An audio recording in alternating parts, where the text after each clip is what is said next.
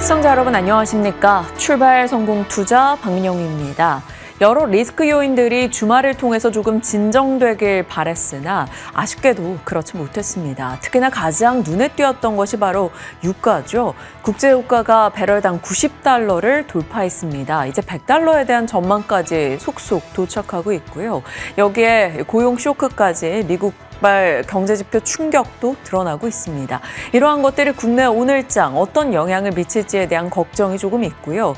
일각에서는 중동 리스크가 점점 확산되고 있는 것을 두고 오히려 격양된 순간이 지나가고 나는 순간 그것이 좀 더 빨라질 수 있다는 얘기도 나오고 있습니다. 한마디로 큰 전쟁 발발 이후에 오히려 진정될 수 있다. 이란의 패배가 생각보다 빠르게 진행될 수 있다는 얘기도 등장하고 있네요.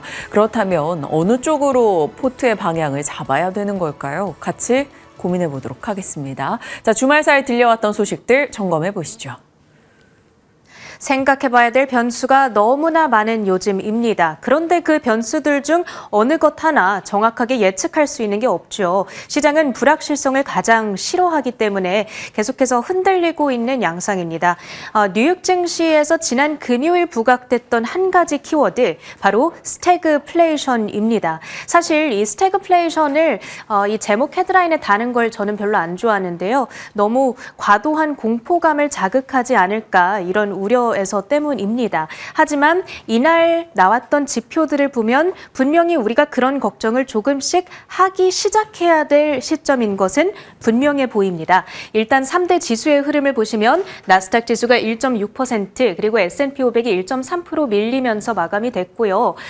장 초반에 2월 고용보고서가 발표됐습니다. 사실 1월에 이 수치가 워낙 크게 급등을 했던 터라 2월에 조금 줄어들 거다라는 예상은 어느 정도 있었는데 생각보다도 훨씬 더 크게 줄어들었죠. 5만 5천 명 증가가 아니라 9만 2천 명 감소한 것으로 발표가 된 겁니다. 거기에다가 실업률도 지난달에 4.3% 대비 조금 더 높아진 4.4라는 숫자를 보게 됐죠. 그러면서 3대 지수 모두 1%대 급락세로 출발을 했었고요. 그리고 장중에 이 투심을 더욱더 위축시켰던 것은 유가입니다. 결국에는 90달러 선을 돌파해냈습니다. 유가가 90달러를 넘긴 것은 러우 전쟁이 발발했던 초창기 이후로는 처음이고요. 트럼프 대통령은 아랑곳하지 않고 이란 측을 향해서 항복하지 않으면 딜, 협상은 없다라는 강경한 입장을 다시 한번 확인시키면서 유가의 상승세를 더욱더 부추겼습니다. WTI와 브렌트유가 이날로써 종가 기준 90달러 선을 넘기면서 마무리가 됐고요. 그리고 월가의 공포지수라 불리는 빅스는 이제 30레벨을 도전하고 있는 상황입니다. 지난주 주간 기준으로 48%나 뛰었거든요. 빅스가 통상 30레벨을 넘기게 되면 이는 시장의 공포 심리가 거의 정점에 달했다. 그러면서 매수의 신호로 여겨지곤 하는데 이번에도 그 공식이 통하게 될지는 조금 불확실한 상황이죠. 자, 그렇다면 유가의 급등세 과연 언제까지 지속될 것인가? 지금 시장의 가장 큰 화두 가운데 하나입니다. 일부 전문가들은 100달러, 높게는 150달러에 대한 전망까지도 나오고 있는 상황 가운데에서 우리가 반대편의 목소리에도 주목해봐야 된다라는 차원에서 들고 왔는데요. 미국의 에너지부 장관입니다. 우리의 계획은 석유와 천연가스, 많은 자원들이 호르무즈 해협을 원활히 운송되게끔 하는 것이다 라고 주말간의 인터뷰를 통해서 밝혔고요. 이미 대형 유조선 한 척이 아무런 문제 없이 해협을 통과하지 않았냐, 곧 에너지 공급이 재개될 거다라는 입장을 밝혔습니다. 지금 호르무즈 해협에는 막혀있는 유조선들이 점점 더 쌓여가고 있고요. 그 탱크 안에는 엄청난 비축유들이 저장이 되어 있습니다. 그리고 만약에 해협 통과가 시작이 된다면 그 엄청난 비축유 물량이 한 번에 시장에 풀리게 되는 것이고요. 그렇게 된다면 이렇게 급등했던 유가가 다시금 급락으로 방향을 전환할 수 있다는 점 우리가 염두에 두면서 대응을 해봐야겠습니다. 이날 발표됐던 고용보고서를 조금 더 자세하게 들여다보도록 하겠습니다. 보시면 1월에 급증했던 이 고용 건수가 2월에는 마이너스로 갑작스럽게 돌아선 모습 확인을 하시는 거고요. 그리고 12월과 1월 수치 역시도 하향 조정이 됐습니다. 특히나 12월 수치가 좀 많이 하향 조정이 됐습니다. 그렇다면 이게 우리가 많이 걱정해야 되는 걸까? 이 부분이 제일 중요하겠죠. 지금 연준의 셈법을 매우 복잡하게 꼬아버린다라는 측면에서 이 뉴스는 중요할 수밖에 없습니다. 만약에 고용 둔화가 명백한 거라면 연준은 금리를 내려줌으로써 대응을 해야겠죠. 그런데 문제는 치솟고 있는 유가, 그로 인한 인플레이션, 기대 인플레 상승이라는 겁니다. 금리를 마음 편히 내리기도 유지시키기도 참 어려워진 상황이 된 건데요. 그렇다면 고용 쇼크, 이게 어느 정도로 심각한 것인가? 우리가 그것을 가늠함에 있어서 이번에 좀 고려해야 할 사항들이 있다라는 겁니다. 헤드라인 넘버만 보면 되게 쇼킹한 넘버처럼 보일 수 있지만 이 세 가지 영향으로 인해서 조금 더 안 좋게 보일 수도 있다는 건데요. 2월에 병원 체인 카이저 퍼머넌트에서 직원 3만 명 이상이 파업을 하는 사태가 발생을 했었거든요. 그리고 실제로 노동부에서도 헬스케어 분야에서 발생한 큰 폭의 고용 손실은 대부분 이 파업에 기인하고 있다고 설명을 한 바 있습니다. 그리고 두 번째로는 날씨가 참 안 좋았습니다. 미국에서 1월 말부터 2월 중순까지 특히 중부와 동부를 중심으로 폭설과 한파가 강타를 했었죠. 날씨가 안 좋았을 때 대표적으로 둔화가 되는 쪽이 바로 건설과 레저 접객업 쪽이 될 텐데 이쪽의 고용 감소는 일부분 이쪽에 기인을 하고 있다는 겁니다. 그리고 세 번째로 미국의 BLS가 이번 가계조사에서부터 업데이트된 인구 추정치를 반영했고 그러다 보니까 처음 새로운 집계 기준을 적용하는 거다 보니까 오차가 발생했을 가능성까지도 있다라는 겁니다. 케빈 헤셋 NEC 위원장 역시도 이러한 이유들로 인해서 이번 고용보고서가 안 좋게 나온 거라면서 미국의 경제는 강하다라고 언급을 한 바 있기 때문에 우리가 너무 고지곳대로 쇼킹한 헤드라인 넘버 그 자체만 보기보다는 지금의 미국의 노동시장이 생각보다 견조한 수준을 유지할 수 있다라는 시각도 함께 고려를 해봐야 된다라는 겁니다. 그렇다면 월가의 진단이 어떻게 전해지고 있는지도 확인을 해보시죠. RSM은 즉각적인 경기 위험을 초래한다고 보기는 어렵다. 하지만 그러면서도 고용 후퇴를 나타내는 수치였다는 점만큼은 명백하다고 지적을 하고요. 때문에 스태그플레이션의 위험이 만연해 있음을 보여준다라고 경고를 하고 있고요. 골드만삭스 자산운용에서는 단기적인 연준의 정책 방향은 중동 분쟁에 의해서 좌우가 될 것이다. 이란 사태와 인플레이션 가능성에 고용 상황이 가려져 있는 상황이기 때문에 앞으로의 통화정책 전망이 불투명하다고 이야기를 하고 있습니다. 그러다 보니까 연준은 당분간 관망 모드를 조금 더 이어가게 될 가능성이 매우 높아진 상황이죠. 에버코어 ISI에서도 비슷한 이야기를 하고 있는데요. 유가 상승기에 금리를 인하하려면 노동시장 약화 추세가 훨씬 더 오래 지속이 돼야 한다라면서 관망 스탠스 취할 것이라고 코멘트를 더하고 있습니다. 그리고 지금까지 이제 고용 불안 그리고 유가 급등이라는 두 가지 악재를 살펴봤는데요. 이날 미국 증시에서 부각됐던 세 번째 악재가 있습니다. 바로 계속해서 이어지고 있는 사모 대출에 대한 불안입니다. 블랙록이 처음으로 환매를 제한시키는 조치를 취했습니다. H랜드라고 하는 펀드에서 전체 지분의 9%에 달하는 환매 요청이 갑작스럽게 나타난 거고요. 그러자 이를 제한하겠다라고 처음으로 발표를 한 겁니다. 만약에 사모대출 포트폴리오 성과가 견조하고 좋다면 굳이 현금 인출을 막을 필요가 없지 않을까? 시장에서는 이런 의구심이 등장을 하게 된 것이고요. 그러다 보니까 자산 운용사 관련 관련주들, 거기에다가 대형 은행주들까지 함께 하락세를 나타냈던 하루였습니다. 블랙록이 특히 7%대 마이너스로 이 약세를 주도해 갔고요. 거기에다가 은행주의 추가로 부담이 됐던 재료는 인플레이션에 대한 기대치가 지금 높아지고 있다 보니까 2년물, 10년물 마이너스 2년물의 국채 스프레드가 확대되는 베어 스티프닝이 나타나게 된 겁니다. 이렇게 베어 스티프닝이 나타나게 되면 은행들의 입장에서는 순이자 마진이 감소하고 자산 가치가 하락하고 신용 위험이 증가하는 측면이 있기 때문에 주가에 보통 부정적인 영향을 미치고는 합니다. 보시면 JP모건과 뱅크 오브 아메리카, 웰스파고 등의 종목들이 약세를 연출했던 이유를 여기에서 일부분 찾아볼 수가 있겠습니다. 그리고 오라클이 텍사스의 AI 데이터 센터 확대 계획을 축소한다. 철회한다라는 발표가 전해졌습니다. 그러면서 오라클의 주가도 약세를 연출했고 그리고 하드웨어 반도체 주식들도 타격을 입어갔습니다. 엔비디아는 3%의 마이너스, 다만 지금 다음 주 GTC에 대한 기대감도 자리하고 있는 상황이다 보니까 이 낙폭을 일정 부분 만회해가는 움직임도 포착이 됐고요. 그나마 이날 시장에서 브라이트 스팟이 되어줬던 것은 소프트웨어 주식들, 특히나 최근에 급락을 기회로 삼아서 내부자 매수 소식이 전해지고 있는 서비스나우가 3%대의 플러스, 팔란티어도 2%대의 플러스권에서 거래를 마쳤고요.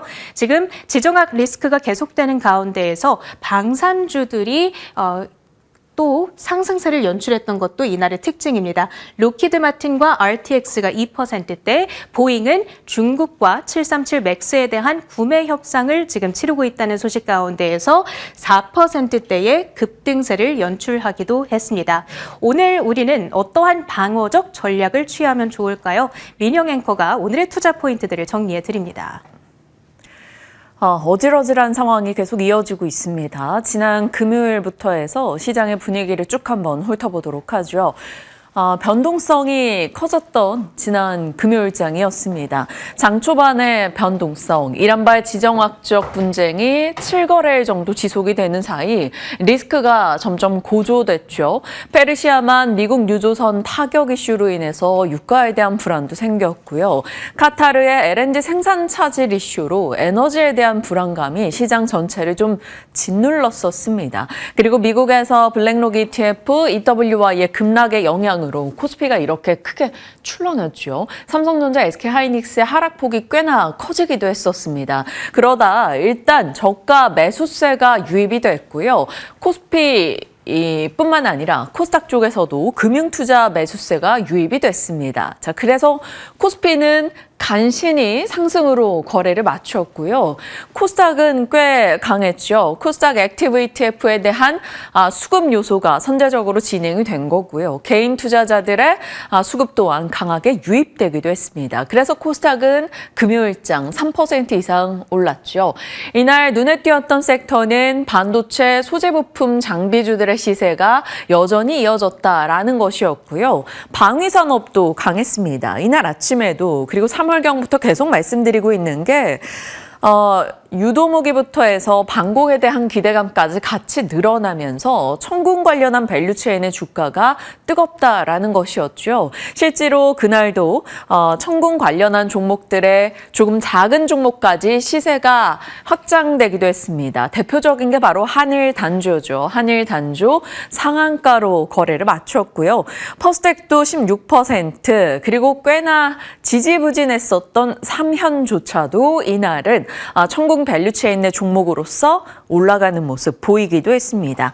방위산업, 지금 전쟁 관련한 리스크로 여러 테마들이 있는 가운데 사실 방산주는 상대적으로 그 테마 속에서 좀 안정적으로 느껴질 수밖에 없습니다. 원유라던가 해운보다는 방산이 상대적인 안정성을 갖고 있기 때문에 조금 더 많은 이들의 투자처가 되고 있는 것 같고요.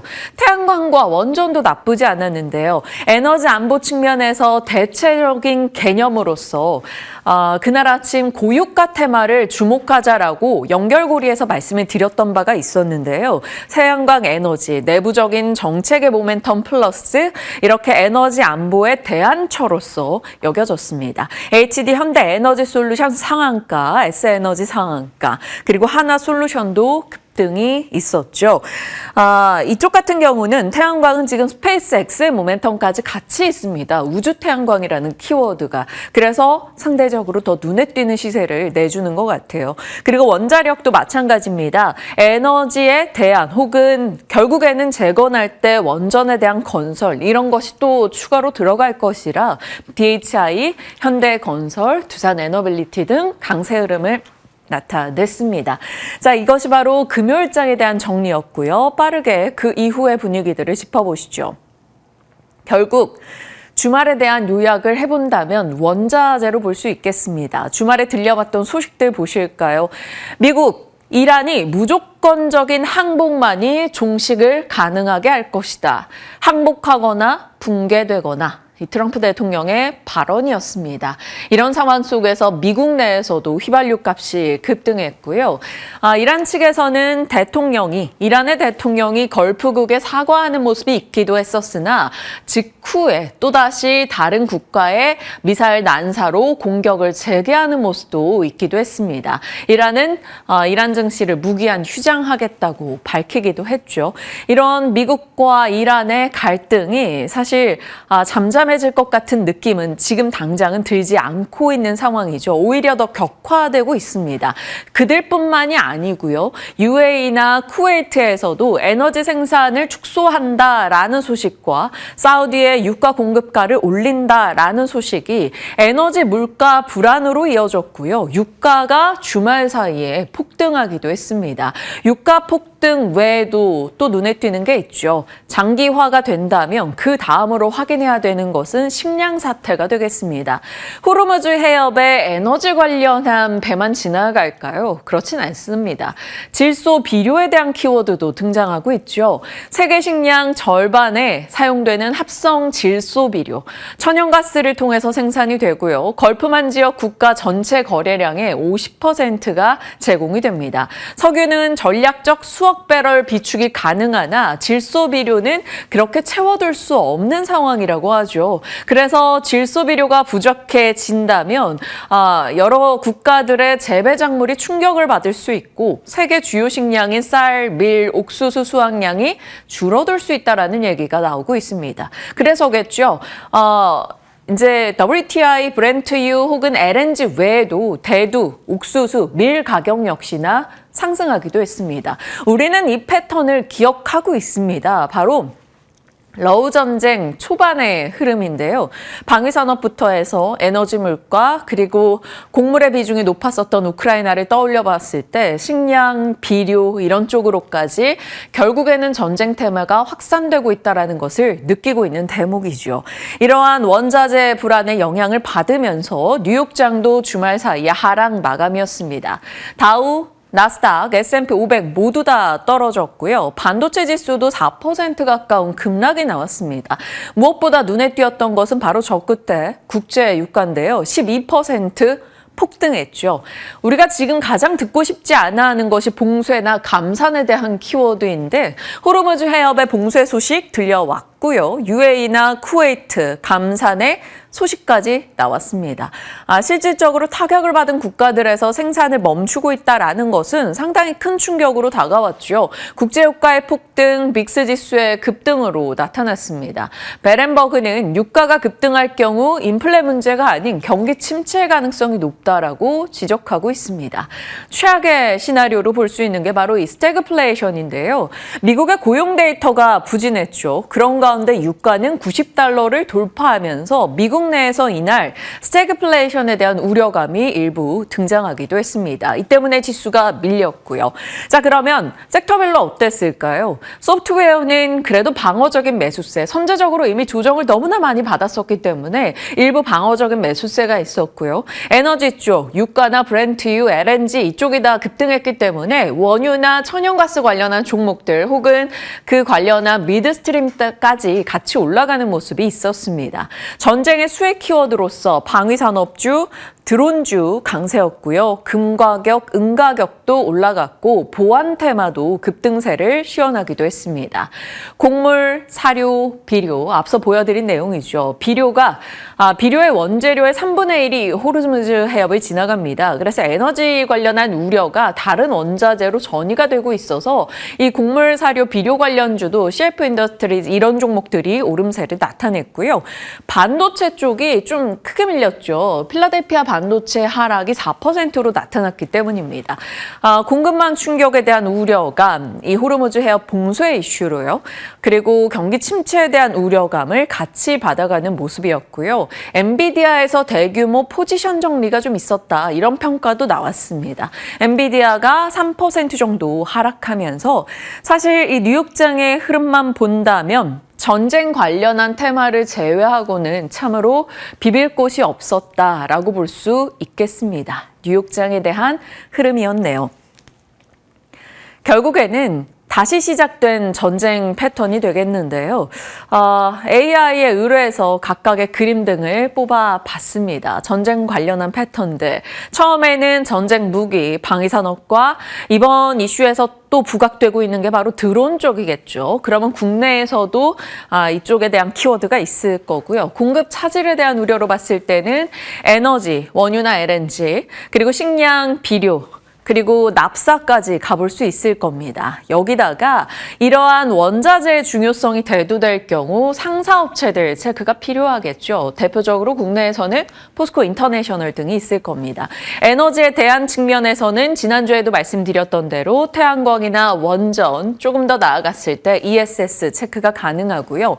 이런 불안이 계속될 경우 운임이 올라가고 해운 물류 조선을 자극할 수가 있을 겁니다. 조선 같은 경우는 지금 한미라는 키워드도 붙어 있는 상황이고 군함, 그리고 LNG선, 탱크선 이런 이슈가 계속 장기화될 경우는 부각될 수밖에 없는 여건이겠죠. 또 불안할 경우에는 보안에 대한 테마들이 들썩일 수 있고요. 경기 방어적 역할을 하는 기업에 대한 관심이 올라갈 수 있습니다. 조금 더 나아가서의 이야기가 되겠지만요. 전쟁 이후에는 결국 다시 재건의 키워드에서 전력기기, 건설, 기계 등도 체크가 가능할 겁니다.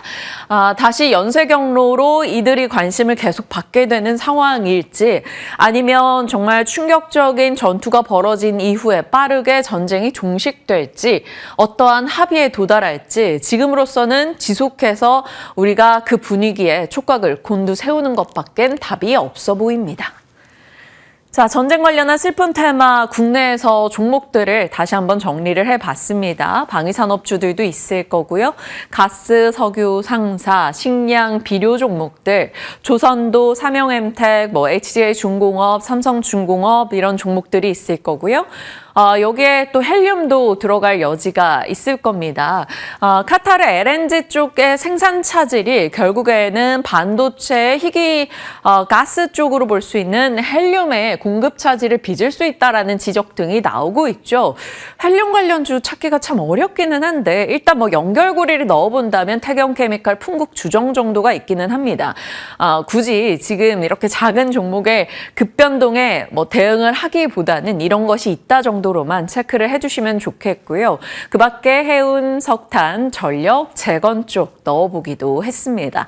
재건이라는 건 사실 좀 더 나아갔을 때 얘기라서 이런 게 있다. 그러면 타이밍이 왔을 때 재건의 키워드에서 어떤 게 움직일까 이런 것은 조금 더 시간적 흐름을 놓고 보셔야 될 것 같습니다.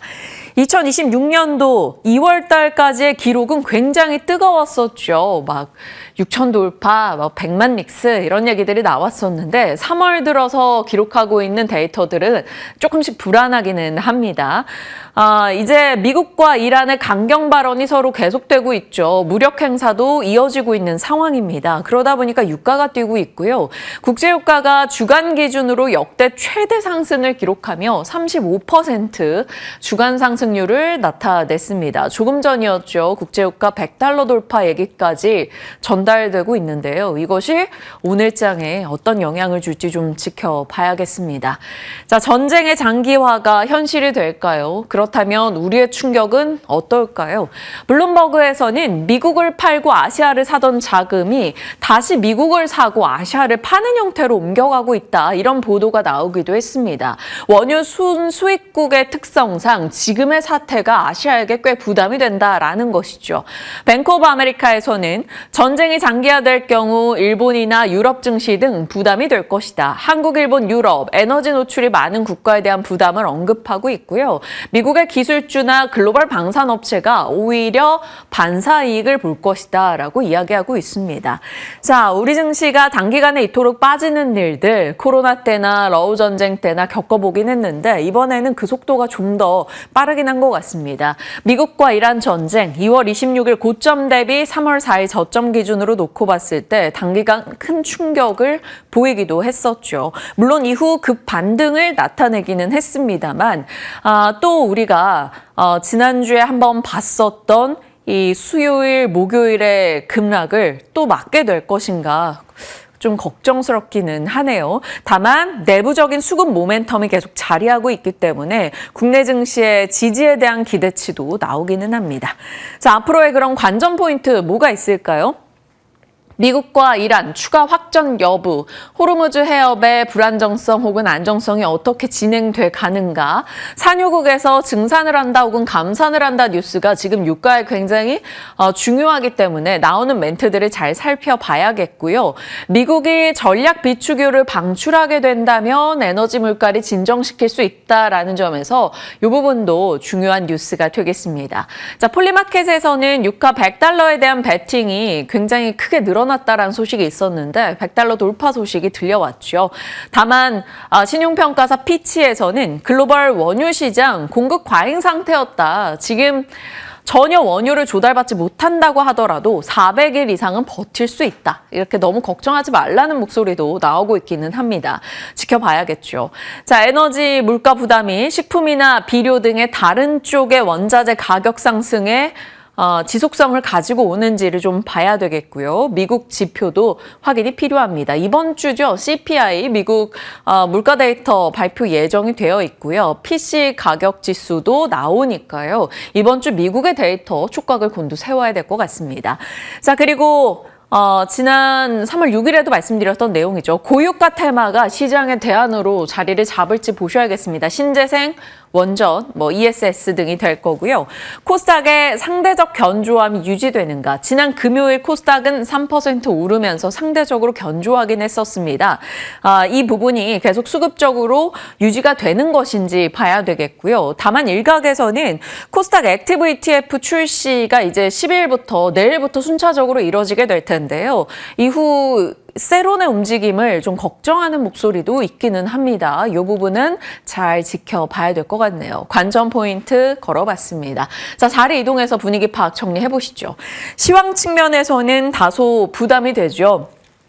트럼프 대통령은 에너지 물가 단기적으로 어떻든 간에 지금은 전쟁이 중요하다라는 오기, 그리고 이란에서는 끝까지 싸우겠다는 결사항전의 의지가 드러나고 있습니다. 이란의 하메네이 후계자로 차남 모즈타바가 선출됐다라는 소식, 처음엔 누가 선출됐는지 공개하지 않겠다라고 하더니 또 이렇게 공개하는 패기를 보였습니다. 그래서 이란의 결기를 여기서 느낄 수 있다라는 시각도 나오죠. 거기다가 아랍에미리트가 처음으로 이제 보복 공격을 단행했죠. 이란을 공격했습니다. 확전에 대한 불안이 나오는 대목이고요. 그래서 유가가 급등하는데 조금 더 불을 지필지 봐야겠습니다. 원유가 83년 선물 거래 시작 이래 최대 주간 상승폭을 기록했었는데 여기에 추가된 유가 상승이 어떤 불안의 강도로 다가올지는 지켜봐야겠습니다. 에너지 안보라는 것을 다시 한번 실감하게 되네요. 에너지 수입 비중이 큰 국가들은 좀 충격을 받고 있죠. 한국, 중국, 일본, 그리고 서킷 브레이커 발동됐었던 태국, 인도네시아, 인도 증시가 줄줄이 충격을 받아가고 있습니다. 반면에 에너지를 많이 수출하는 쪽에서는 셰일가스의 미국, 그리고 뒤에서 웃고 있는 러시아 등은 또 다른 분위기겠죠. 역시나 지금으로서는 에너지 안보라는 키워드가 가장 중요해 보이고요. 시장 내부적으로 봤을 때는 개인들의 저가 매수세가 계속 되는가, 그리고 외국인의 매도가 언제쯤 진정되는가가 중요할 겁니다. 외국인의 매도 강도가 다시 지난 금요일에 조금 세졌기 때문에 불편하긴 한데 그래도 내부적인 수급이 여전히 든든한 지지 요소가 돼줄지는 봐야겠습니다. 고객 예탁금 130조 저가 매수력을 발휘해 줄지 지켜봐야겠죠. 다만 급락이 나온다면 반대 매매에 대한 우려감은 또 등장할 수밖에 없다라는 점 조금 경계하고 봐야 되는 포인트겠죠. 자, 이러면 전쟁의 키워드에서 반응을 한다면 어떻게 될까요? 조선, 방산, 드론의 키워드, 해운, 물류, 보안도 들어갈 수 있고요. 원유, 가스, 식량, 비료, 여기에 앞서 말씀드렸던 태양광이나 원전, ESS의 키워드도 있을 겁니다. 유가에 대한 부담이 신재생의 스토리를 강화하고 스페이스X IPO 모멘텀이 우주 태양광을 강화한다면 한화 솔루션 등이 있을 것이고요. 유니드도 전쟁 관련한 대표적인 테마 중에 하나이죠. 그리고 두산 에너빌리티, 개별 호재와 함께 전쟁의 키워드에서 스토리 강화 여부는 있을 겁니다. 다만 시장이 무너지면 사실 전체적인 이런 금융시장 자체의 충격이라면 이러한 종목들도 같이 변동은 나올 수밖에 없습니다. 여기에 조금 더 나아갔을 때 YG원도 넣어볼 수 있을까 싶어서 적어봤는데요. 트럼프 대통령이 최상급 무기를 4배로 증산하는 데 합의를 했다. 이런 소식이 들려왔죠. 미사일 생산이 늘어난다. 항공우주 공급망이 확대된다. 이것은 공작기계 가동률이 올라간다라고도 볼 수 있다고 합니다. 티타늄 합금 부품 가공이 늘어나게 되고 절삭 공구 소모가 증가한다는 거죠. 그런 측면에서 YG원, 일진다이아, 화천기공 혹은 디에노토모티브 등의 기업들을 넣어볼 수는 있으니까요. 이렇게 참고용으로 살펴주시길 바랍니다. 분위기 파악이었고요. 주요 종목들의 소식도 있었네요. 한미 조선협력펀드 조성 이슈, 그리고 카타르 가동 중단의 나비 효과로 탱커 혹은 LNG선 발주 증가에 대한 기대가 조선을 자극할지 봐야 되겠고요. 지난 금요일 랩터에서 두산 에너빌리티의 시세를 좀 자극했던 내용인데요. 미국 기업과 가스터빈 7기 공급 계약 체결 이슈가 있었습니다. 그래서 두산 에너빌리티의 애프터마켓 종가 대비 2% 정도 올라간 시세가 있기도 했었고요.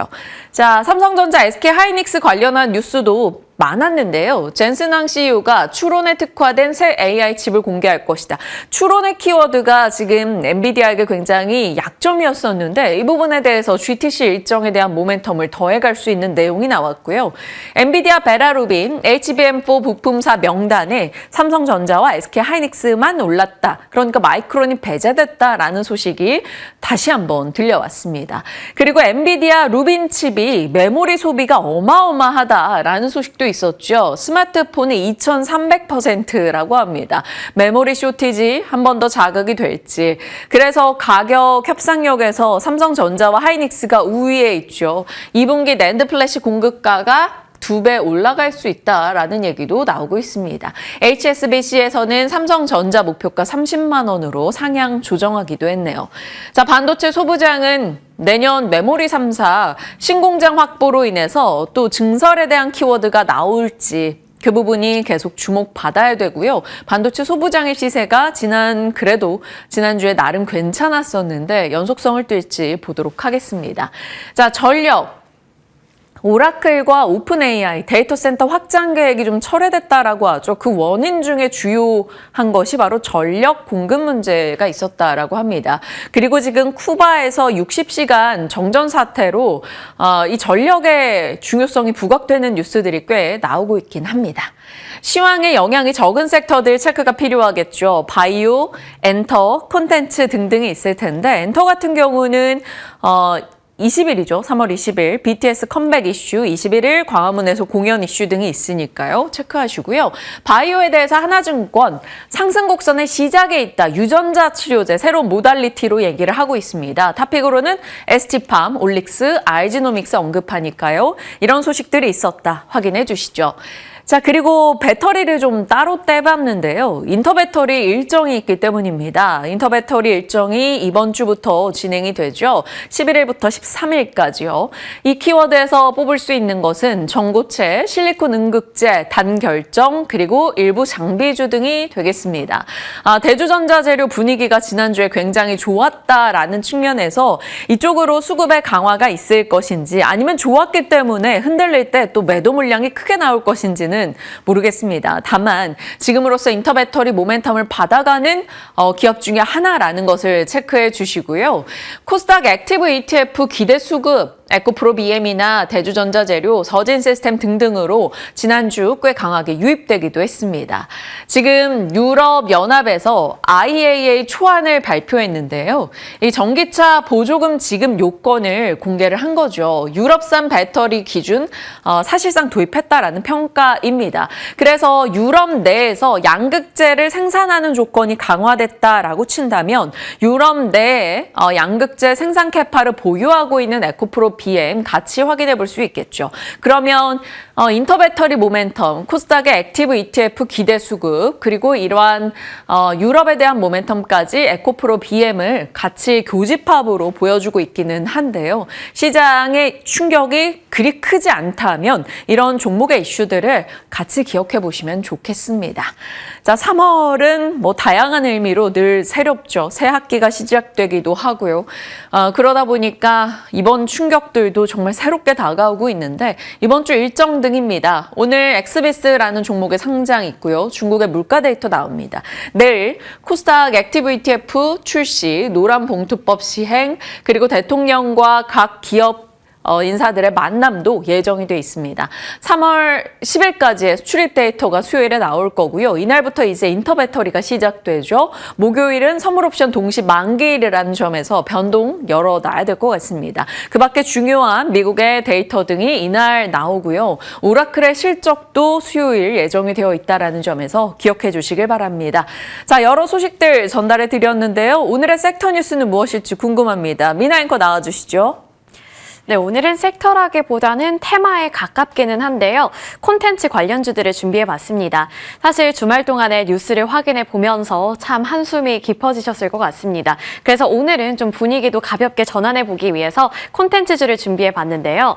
왕과 사는 남자를 보신 분들 많이 계시죠. 최근 그 영화가 흥행하면서 콘텐츠 업종이 바닥을 찍었다라는 코멘트도 속속들이 제시가 되고 있습니다. 그리고 제가 한번 재미를 위해서 이렇게 가장 유명한 씬도 한번 넣어봤고요. 최근 이 왕사남이 흥행을 하면서 세조가 묻혀있는 광릉에 방문하는 사람들도 많아지고 있고 영월을 방문하는 사람들도 많다고 합니다. 그만큼 여기에 지금 찾아가서 악플을 다는 그런 사람들도 많아지고 있다고 하는데 그 흥행 여파가 주가에도 반영이 될 수 있을 것인지 알아보는 시간 가져보도록 할 텐데요. 헤드라인이 주말 사이에도 정말 많이 나왔습니다. 왕과 사는 남자가 드디어 1000만 관객 수를 돌파했다라는 호재에 이어서 이틀 만에 1100만 관객 수까지 돌파했다는 소식도 함께 이어졌습니다. 그리고 여기에 이재명 대통령까지 축하한다는 글을 올렸기 때문에 그 파급 효과가 우리가 생각했던 것보다 더 클 수 있지 않을까라는 기대감을 돌리게 만들고 있죠. 민주당과 국민의힘에서도 이러한 코멘트를 제시를 했었고 그리고 업계 관계자라든지 증권가에서도 이러한 흐름을 예의주시하고 있습니다. 이 왕사남이 흥행하면서 영화관 수요를 확인할 수 있게 되었고 이것을 통해서 영화에 투자하는 것이 다시금 활발해질 수 있지 않을까 하는 그러한 긍정회를 돌리게 되는 건데요. 그리고 4월에는 영월 단종 문화제도 있기 때문에 뭐 이것은 저의 뇌피셜이기는 합니다만 뭐 동양고속이라든지 천일고속 이러한 주가가 한 번쯤은 또 주목을 받지 않을까라는 재미있는 생각도 해보게 됐습니다.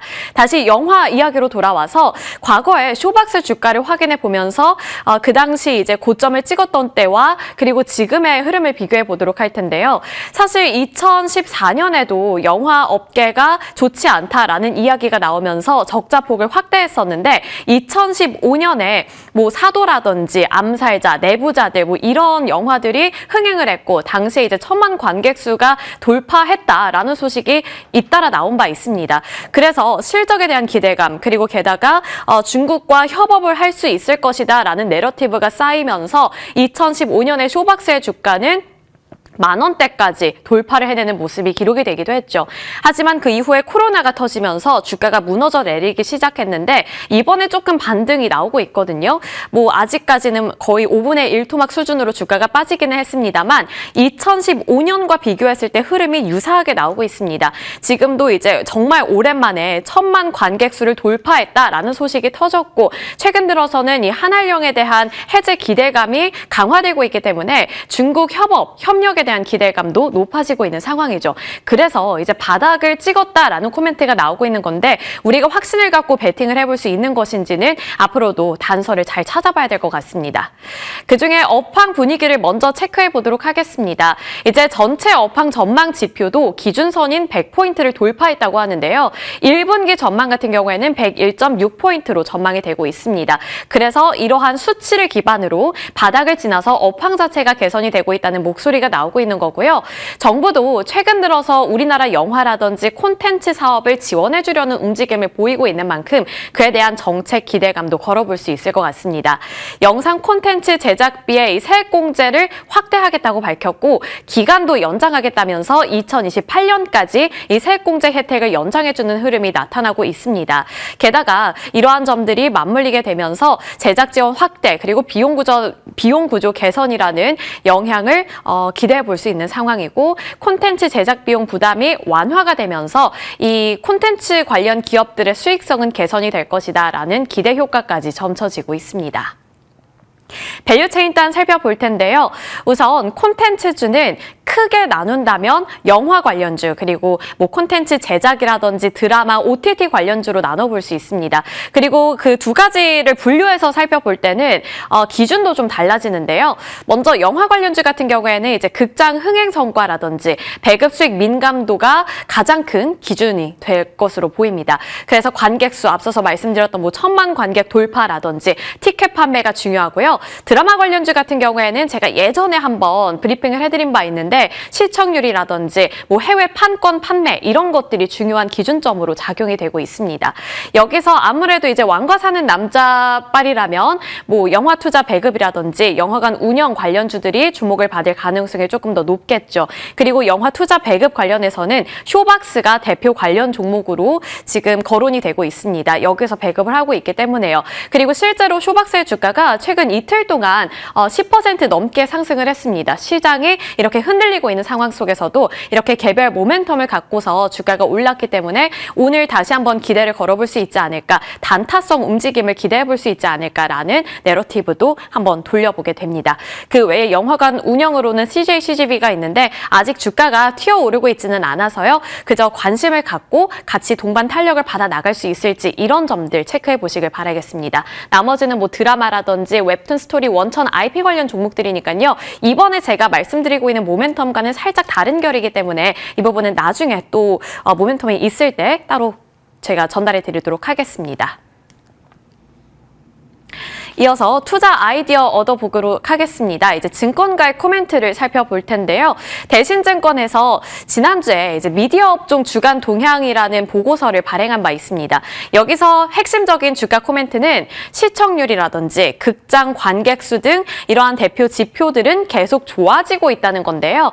동계올림픽이 종료가 되면서 다시금 시청자들이 드라마 쪽으로 시청률을 높이고 있다라는 흐름을 예의주시하고 있었습니다. 게다가 이제 왕사남이 극장에서 흥행을 하게 되면서 극장 자체에 대한 활력이 생기고 있다는 것도 긍정적으로 보고 있는 상황이죠. 그래서 이런 것들이 결국에는 미디어 산업의 지표를 개선시키고 있기 때문에 이러한 흐름이 사이클이 될 수 있을지 지켜보자라는 의견도 살펴볼 수 있었습니다. 투자 코멘트로는 지수를 단기간에 아웃퍼폼할 만한 모멘텀이 아직까지 뚜렷하지는 않지만 3년 만에 실적 개선에 대한 기대감이 높아지고 있다는 점 자체는 긍정적으로 볼 수 있다라는 코멘트 코멘트 나오고 있습니다. 그리고 그 안에서 종목 돋보기로는 콘텐츠 직접 수혜로는 뭐 스튜디오 드래곤이라든지 CJ ENM을 보고 있는데요. 이것은 앞서서 제가 말씀드렸던 왕산암 효과보다는 이 콘텐츠 업종 자체에서 유망하게 보고 있는 것이기 때문에 따로 떼어내서 생각해 주시길 바라겠습니다. 그리고 번외 종목으로는 상법 개정안에 또 수혜를 받아갈 수 있는 종목들도 거론을 하고 있었는데 제일기획이라든지 이노션, 스카이라이프 같은 기업들이 이제 주주환원 정책에 대한 모멘텀을 갖고 있기 때문에 한 번쯤 눈여겨보는 거 괜찮겠다라는 의견도 제시되고 있습니다. 자, 그리고 키움증권의 보고서도 확인해 보도록 할 텐데요. 여기서 잃어버린 밸류를 찾아서라는 제목을 달고 있었고 밸류 매력도를 강조하고 있었습니다. 탑픽으로는 스튜디오 드래곤과 제일기획 이렇게 두 가지 꼽고 있었고요. 스튜디오 드래곤 같은 경우에는 꼭 영화가 아니더라도 컨텐츠 업종 자체에서 워낙에 대장주로 꼽히고 있는 종목인 만큼 계속해서 눈여겨보시는 것도 좋을 것 같습니다. 편성 수량 반등과 고마진 구작 판매 확대 기조를 긍정적으로 평가하고 있었고요. 가장 탄력적으로 이익 레버리지 효과를 기대해 볼 수 있다는 것이 가장 핵심적인 투자 포인트였습니다. 제일기획 같은 경우에는 앞서서 이제 상법 개정안 모멘텀도 있다고 말씀을 드렸는데요. 그뿐만 아니라 대형 글로벌 스포츠 이벤트, 최근에 동계올림픽이 있었고요. 이제 북미 월드컵 같은 글로벌 스포츠 이벤트의 수혜를 받아갈 수 있을 것이라는 전망 나오고 있습니다. 게다가 최대 광고주가 삼성전자인데 고성장 마케팅 예산도 하나의 투자 포인트로서 긍정적인 모멘텀으로 작용이 될 수 있을 것이다. 그리고 이것이 결국에는 제일기획의 실적 턴어라운드를 이끌 것이다 라는 전망으로 이어지고 있습니다. 그래서 아직까지 뭐 업황 자체가 굉장히 좋습니다. 사이클이 시작될 것입니다 라고 말하기에는 이르지만 그래도 최근 들어서 업황 자체가 개선되고 있는 것 자체는 확실히 좋은 평가를 받고 있는 것 같습니다. 그래서 뭐 단기적으로라도 이 왕산암 흥행 효과를 얻고서 주가가 튀어오를 수 있을 것인지 그렇다면 단기적으로 단타의 관점으로 바라봐도 괜찮을지 저희와 함께 전략 마련해 보시길 바라겠습니다.